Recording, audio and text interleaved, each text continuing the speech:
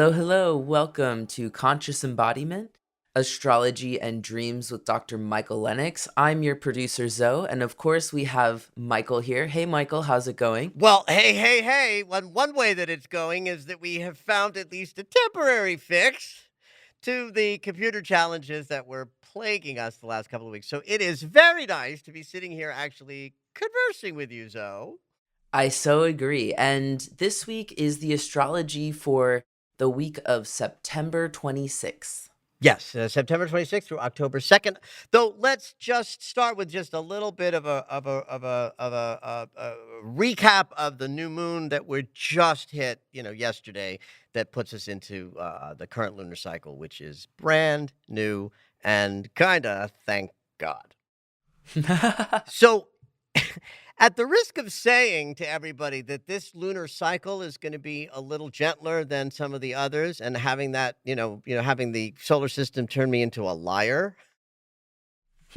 which, listen, like 3 lunar cycles was so rough that every lunar cycle that followed, I kept saying, well, this is going to be a little bit gentler than the one where, Pluto was all over the place. And in some ways they were, but in some ways they really weren't. And the last lunar cycle was a little bit rough in terms of emotional healing and relational challenges and all kinds of personal planet traffic.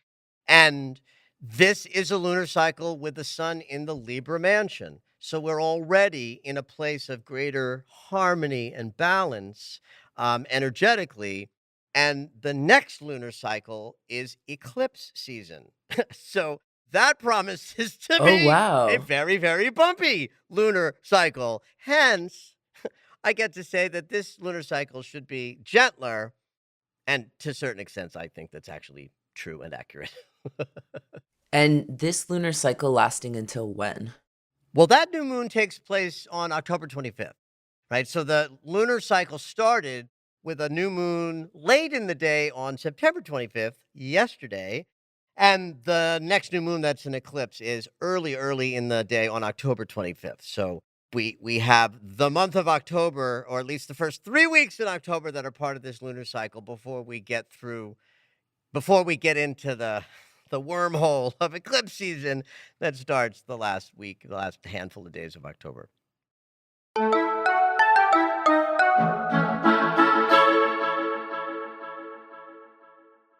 So just to refresh, every new moon in Libra is about our relationships, ultimately. Mm.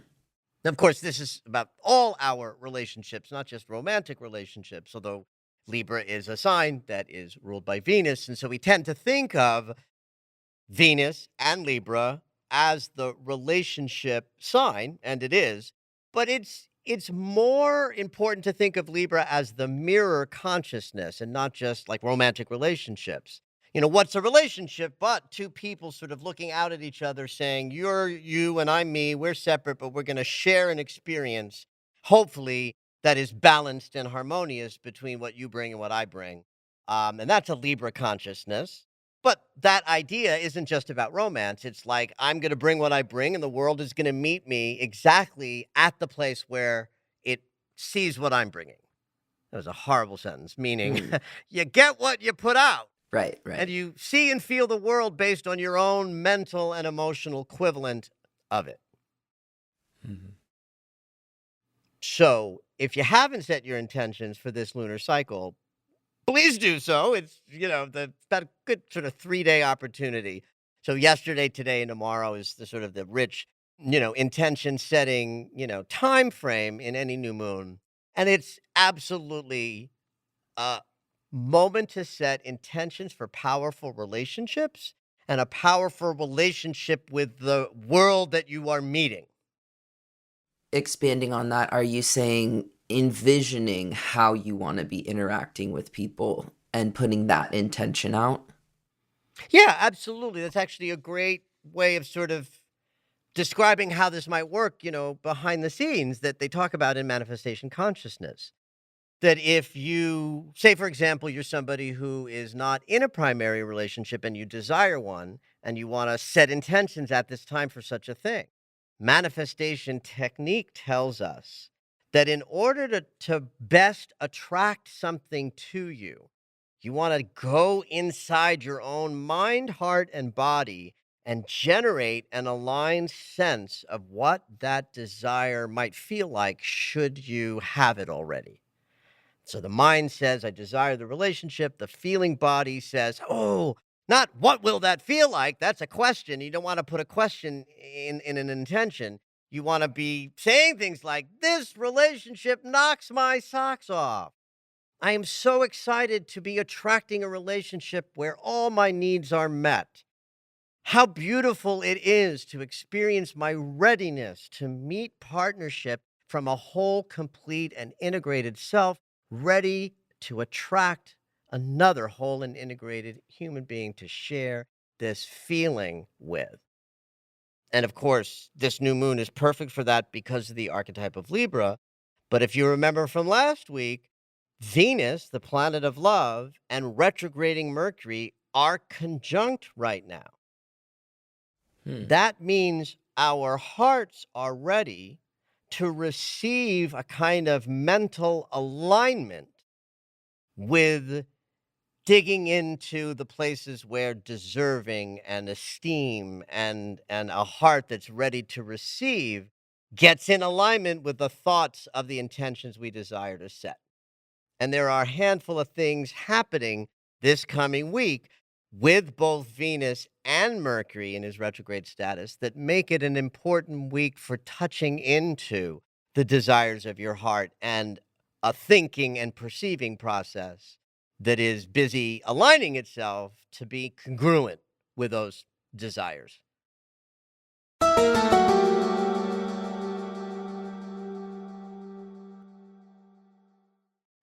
There's a little something going on at the top of this week that I want to point out. Thanks so much for telling you how much this lunar cycle will be easier.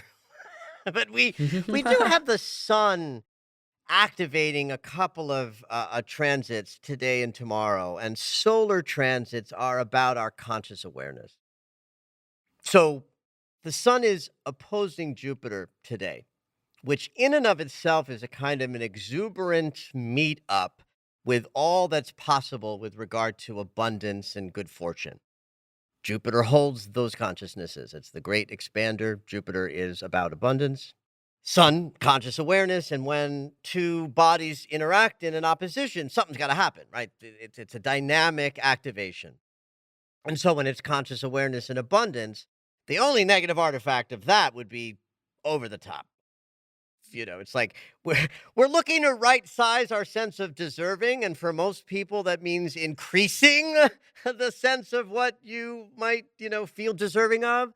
With Sun in opposition to Jupiter, we're doing the opposite because it has a shadow artifact of overdoing things and blowing things up a little bit over the top. And because we still have Saturn and Uranus out there holding a loose square, we're still all moving through experiences where we are learning and waking up through conflict. Hmm. That's the nature of Saturn and Uranus holding 90 degrees. This was tight last year. It's loose now, but it's still present. And the sun is hitting Saturn in the what's called Sesca square and Uranus in the Sesca square. And when you put three angles together where two planets hold the conflict of a square, and then a third planet is agitating each of those planets, it's called a Thor's hammer. And what is a Thor's hammer? But Sounds spicy. it is, well, it's a buildup of tension that ends in an abrupt something. In this visual, it's Thor pounding his hammer, making something either start or stop, or some kind of a definitive rah, Thor's hammer. So as we move into this week, our conscious awareness is going to be sort of grappling with being right sized, oversized reactions to things. We're going to be bumping up to the frustrations that the square is bringing to people. So, in other words, the first part of this week is not about flow and ease, it's more about becoming more deeply aware of the conflicts that need your attention. And if you don't sort of do that well, the Thor's hammer might find you in some kind of an abrupt angry breakdown experience over these next couple of days. So you definitely want to be paying good conscious awareness these first half of this week to conflicts that need your attention. And certainly don't allow a kind of, oh, it's not that important or this will just go away kind of energy, because Sun opposition to Pluto might give you a sense of like, oh, all is well, all is well, all is well, when actually something, something problematic does need your attention. So just consider that as you move through the first half of this week, that you might be feeling good and exuberant, but you might be missing something, some detail that needs some attention, some conflict to it to work through.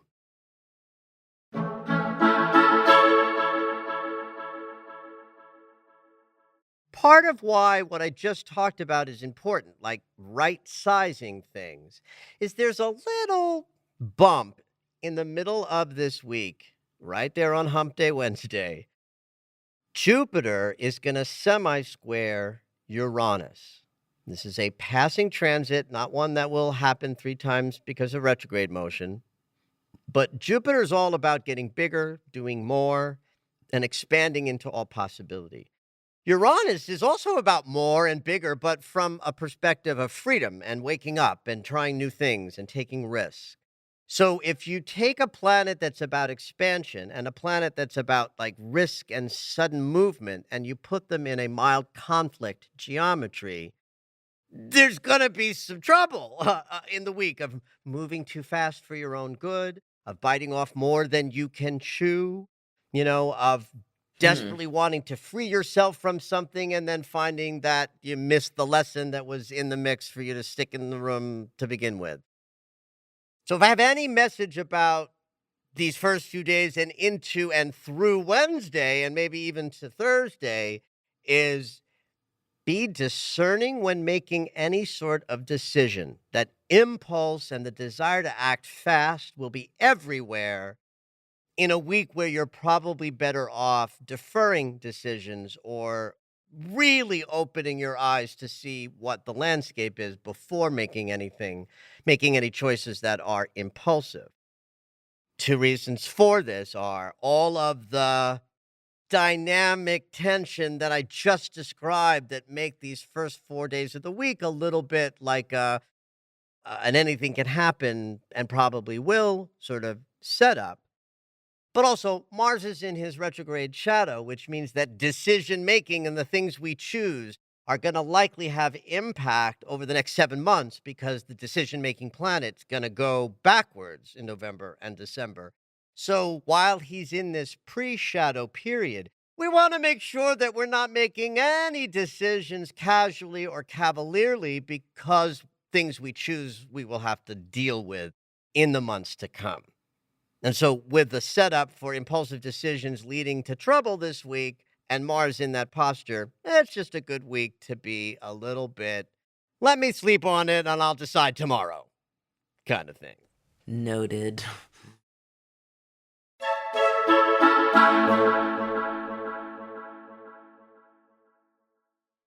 Also, peaking in this Wednesday, Thursday period of this week is Venus and Mercury and their meetup that sort of started with the new moon on Sunday. They're hanging out all week, the first couple of days, right? So, this idea of mind and heart incongruency is a theme for the entire week. In fact, leading up to Thursday, which is a big day for a couple of reasons, but that also includes Venus changing signs.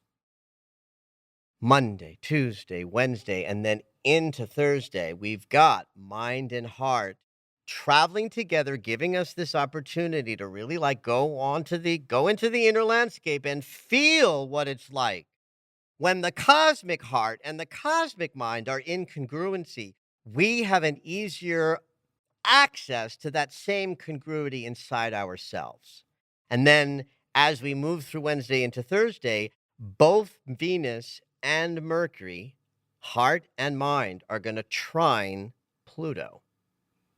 That's a brief visit to the change and transformational capacity of the Lord of the underworld. Now, if you remember back in the earlier parts of 2022, what was so powerful about each of our heart centers getting a kind of upgrade, Venus spent 2.5 weeks hanging out with Pluto in an unprecedented Congress that lasted like can't even do the math in my head, how much more percentage it spent with, the two of them hanging out together when if she was in her direct motion, it would have been like a day and a half long visit. That visit helped us be open and available for radical transformations in how we give and receive love. And this week is when Venus has moved far enough to be away from Pluto and his death rebirth energy, to be able to look back at him in the harmonious geometry of the trine, where she then gets to say, "Thank you, Daddy. Thank you for taking me to the underworld 6, 7 months ago so that I can find myself where I am right now, a better giver and receiver of love, more in alignment with what I think and what I feel, and therefore wanting things with my mind that I feel like I deserve in my heart. And that as we move through this week with mind and heart in this beautiful harmony with the change and transformation planet of Pluto, some of the shifts and openings that the early months of the year generated for us become fully integrated in this lunar cycle with an emphasis on this first week. Then on Thursday, the planet of love comes back to her ruling sign. So think about what I just described, a Venus hanging out with the Lord of the Underworld like in January or so, coming to a place in her journey while she's in Virgo, process integration, all the little ducks in a row, putting things in their proper place. And she looks back at Pluto and says, "Thanks for the journey. Are we good?" And Pluto says, "Yeah, baby, you looking fine." And Venus is saying, "I know, I have opened up to a much greater expression of giving and receiving of love." And then the next day, she comes home. And for the next 3.5 weeks, we have the planet that rules our emotional body in one of the signs that she calls home, and particularly the sign that she calls home where we enjoy a kind of balance and harmony in our relationships, but also in our relationship to the world at large, the mirrored consciousness. And our feeling body, our emotional body, will speak to us more from a place of integration and wholeness and balance. And we have easier access to love when the planet of love is at home. That's another reason why I would predict that this lunar cycle will be a little bit gentler than some of the last ones, because our emotional body, starting this Thursday and for about 3.5 weeks, will be in this much gentler territory where feelings are less likely to take us down.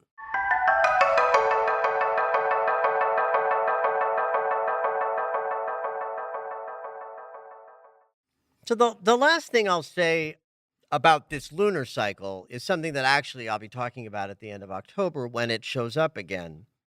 But something that has been present for the last, say, 6 weeks and will sort of show up again at the end of this lunar cycle in the third week of October is Chiron, the great healer, hitting the south node of the moon in the great eliminator aspect.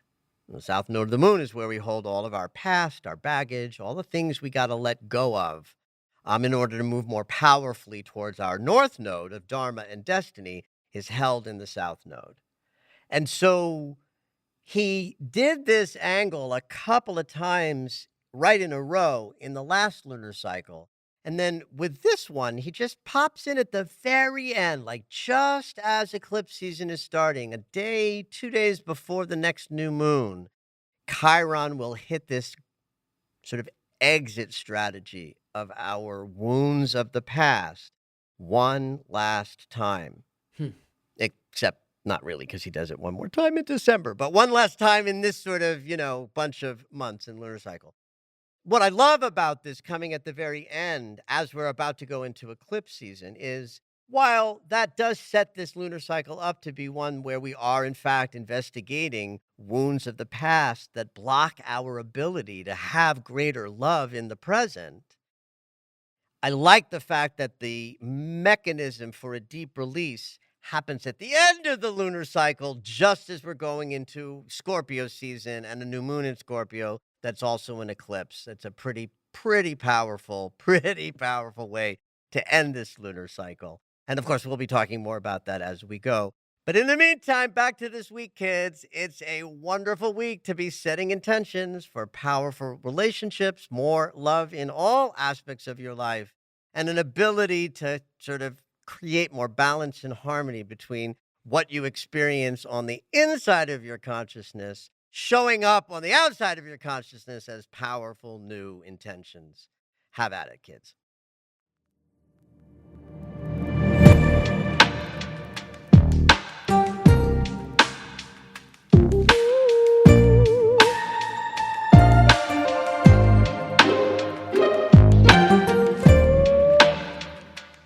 All right, it's dream segment time. Every week, Dr. Michael will interpret dreams that are sent in via email or take a live caller. If you would like your dream interpreted on the podcast, you can go ahead and email us at dreams@michaellennox.com. Hopefully your dream will make it onto the show.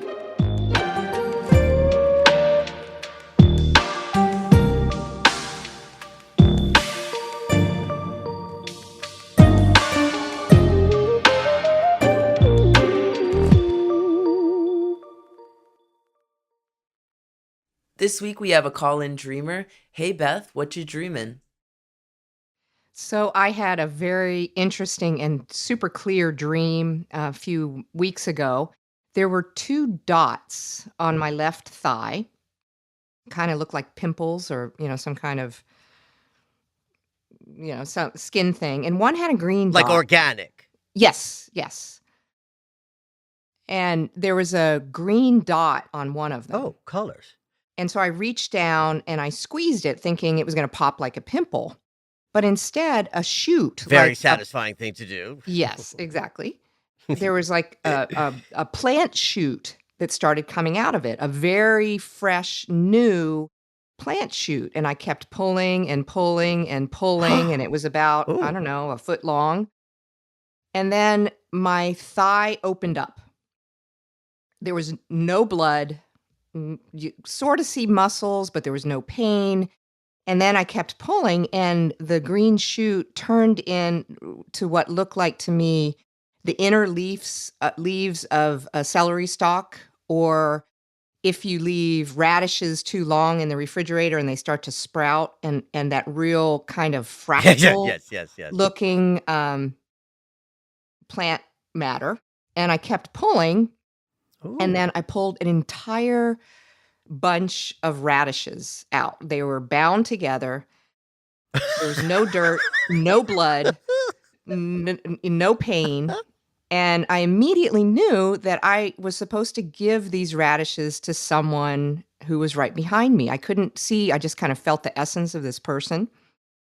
So I hand them the radishes, and then I'm looking at this big gaping hole in my thigh. There's a bunch of strawberries in there. But the strawberries, this is wild. This is typical of my dream this life. Is good. I'm loving every minute of this. Yeah, baby. And so the strawberries, they looked like they were on cherry tomato vines. So the vine was very, separated like a cherry tomato would be. And I knew that I was supposed to leave the strawberries in my thigh for some reason. Huh. And then as I was writing this dream down to send it in to you, I realized that this has actually been a recurring dream for me. That I remember having a dream where there was a spot on my right shoulder, and I, again, popped it like it was a pimple, and I pulled out this black, old, rotted plant-like stalk. And then there was another time, I can't remember where it was on my body, but I want to say up in the upper body region, where I squeezed and it was like this white ribbon, and it was like 6-8 feet of it just kept coming out, this Ooh. ribbon stuff. And I felt that, sense of relief. Is it fair to say that the black dark emergence and the white ribbon had different qualities Absolutely. in Absolutely. terms of the sensation? Like I hear black, and even the way your voice, you kind of went black. I Yeah. could hear it in your voice. It was like black was sort of dark. And then the white ribbons I'm fantasizing was more light or flowing, but I want to make sure I'm not projecting that. No, that's exactly right. I remember actually All right. almost feeling pain from the black one, and then the white one felt more like a sense of Ooh, and release. relief. I heard you say relief. Yeah. Or release. Oh, even Yeah. better. Yeah. Release. Okay. But it was astonishing how much kept coming out. I was like, when is this going to stop? Yeah. Yeah. Well, baby, I've got you under my skin. Literally. I've got you deep in the heart of me. So deep in my heart, you're really a part of me. I've got you under my skin. Anyway, that's my biggest reference to under skin that I remember because I'm I'm an old theater kid and I love the Cole Porter. Yeah, Cole Porter song. I've got under our skin is a colloquialism for all sorts of things that we carry around with us that are not visible. Yeah. Right? So on one hand, when you talk about things emerging from your skin, one little thing that pops into my head is just the principle of authenticity, right? That we reveal more about ourselves as we become more authentic. And since the skin is the sort of persona organ, right? It's what we show to each other. We can all see each other's skin. And so we have this idea that what is under the skin is either something that is more authentic or something that has grabbed a little ride, like a resentment or a bother. These are the kinds of things that pop. First of all, let me just say this. This is a wild fucking dream. And so I'm just going to like I have to drop in. Like, what could this dream possibly mean? So I'm starting with the implication of skin having something to do with things emerging that render us more authentic by virtue of going through the experience, Yeah. right? So like the shadow dream, the black thing, the shoulders, like a part of the body where we hold and carry our burdens, Oh, right? yeah. It's where we feel the heaviness of the weight of things we have to carry, right? So a black emergence that feels yucky and painful and is like a more authentic digging in just below the surface. What's under your skin? Well, some shadow stuff, some putridness, some yucky thing that we want to release and get, And as a result of that dream, we have a more organic, authentic experience of self because we've let go of some shadow. Yeah. Similarly, I would see the white dream as the same principle in action, that some revelation below the skin is being released into the world so that there's a greater authenticity, a greater expression of you that had been previously a little bit hidden under your skin is now emerging into the world in that like white flowing ribbony dream. So if I start with that you But the are... radishes. Well, let's start with the thighs. Yeah. Right? The legs and the thighs are very much about like moving powerfully forward in life. The thighs are weight Oh. bearing. They're some of the big muscles. Yeah. They allow us to sort of carry good big loads. If the shoulders are about how that is weighted on us, the thighs are like how we freaking do it. Okay. Like Yeah. leg day in the gym. Right? The inner thighs, it has a kind of an intimacy connected to it, right? So there's something profoundly inner that you're opening up to. You're opening up your thighs, which is a very vulnerable opening. Yeah. Yeah. Right?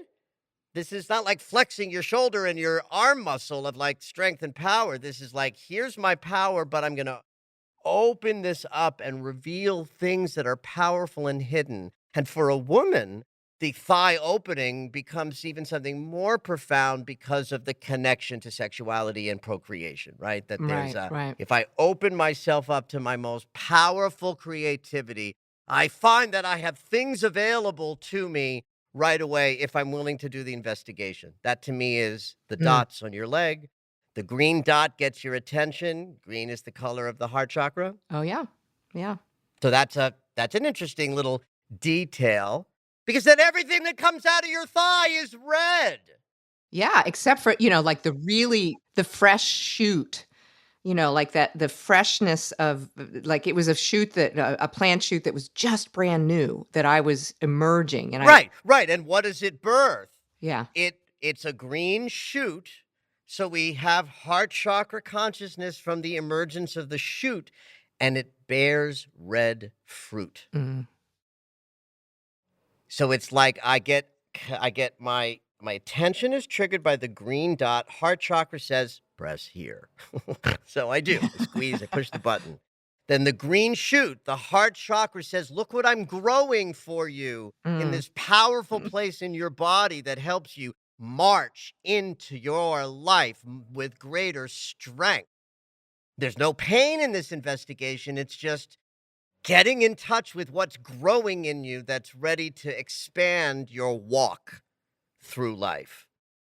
I love the fractal reference. This kills me because it might have been random for you to use that language to describe something in your dream state, but everything counts.